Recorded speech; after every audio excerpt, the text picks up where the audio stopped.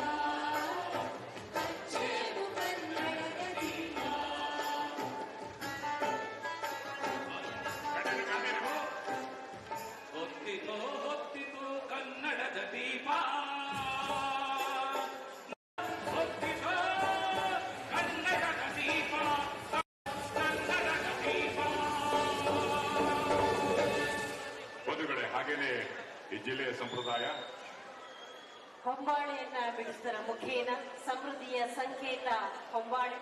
ಎಲ್ಲ ಶುಭ ಕಾರ್ಯಗಳಲ್ಲಿ ಹೊಂಬಾಳೆಯನ್ನು ನಾವು ಬಳಸ್ತಾ ಇದ್ದೇವೆ. ಎಲ್ಲ ರೀತಿಯ ಸಂಪತ್ತು ಈ ಮಂಡ್ಯ ಜಿಲ್ಲೆಗೆ ಲಭ್ಯವಾಗಲಿ, ಅದರಲ್ಲೂ ವಿಶೇಷವಾಗಿ ಕರ್ನಾಟಕ ಸರ್ವ ಸಂಪತ್ತಿನಿಂದ, ಸಾಹಿತ್ಯ ಸಿರಿಯಿಂದ, ಸಂಸ್ಕೃತಿಯ ಸಂಪತ್ತಿನಿಂದ ಸಮೃದ್ಧವಾಗಿ ನಳನಳಿಸಲಿ ಎನ್ನುವಂತಹ ಆಶಯದಿಂದ ಹೊಂಬಾಳೆಯನ್ನ ತೆರೆದಿದ್ದಾರೆ ಸನ್ಮಾನ್ಯ ಮುಖ್ಯಮಂತ್ರಿಗಳಾದ ಶ್ರೀ ಸಿದ್ದರಾಮಯ್ಯನವರು. ಹಾಗೆ ವೇದಿಕೆ ಮೇಲಿರುವಂತಹ ಎಲ್ಲ ಮಹನೀಯರು ಭಾಗಿಗಳಾಗಿದ್ದಾರೆ. ಬದುಗಳೇ ಸಮೃದ್ಧಿಯ ಸಂಕೇತ ಈ ಹೊಂಬಾಳೆ ಅರಳುವಿಕೆ ನಾವು ನೋಡಿದ್ವಿ. ಹಾಗೇನೆ ಮಂಡ್ಯ ಜಿಲ್ಲೆ ಮತ್ತಷ್ಟು ಸಮೃದ್ಧಿಯಾಗಿ ಇಡೀ ನಾಡೆ ಬೆರಗಾಗುವಂತಹ ನಿಟ್ಟಿನಲ್ಲಿ ಅಭಿವೃದ್ಧಿ ಪಡೆಯಲಿ ಅನ್ನೋದು ಈ ಸಮ್ಮೇಳನದ ಮೂಲಕ ನಮ್ಮೆಲ್ಲರ ಆಶಯ.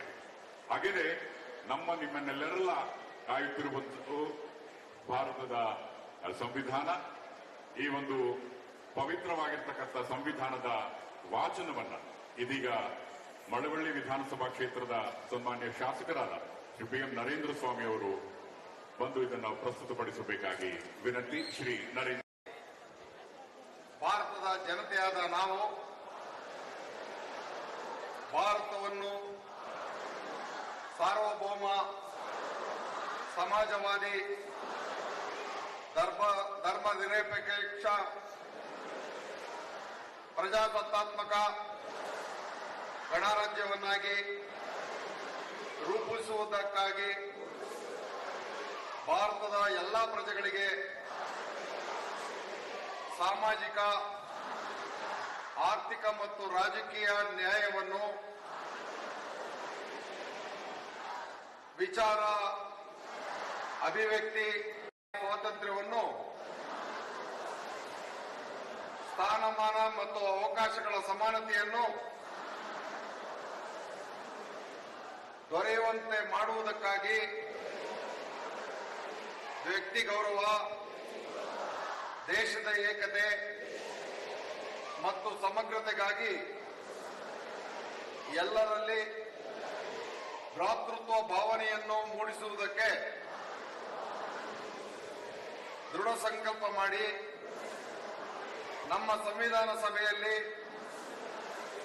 1949ನೇ ಇಸವಿಯ ನವೆಂಬರ್ ತಿಂಗಳ 26ನೇ ದಿನದಂದು ಈ ಸಂವಿಧಾನವನ್ನು ನಮಗೆ ನಾವೇ ಅರ್ಪಿಸಿಕೊಂಡು ಅಂಗೀಕರಿಸಿ ಶಾಸನವಾಗಿ ವಿಧಿಸಿಕೊಂಡಿದ್ದೇವೆ.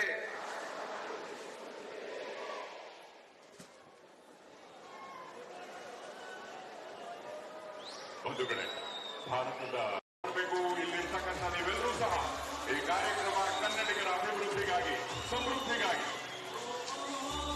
ರಾಜಮಾತೆ ಕೆಂಪನಂಜಮಣ್ಣಿ ಮತ್ತು ರಾಜಶ್ರೀ ನಾಲ್ವಡಿ ಕೃಷ್ಣರಾಜ ಒಡೆಯರ್ ವೇದಿಕೆ.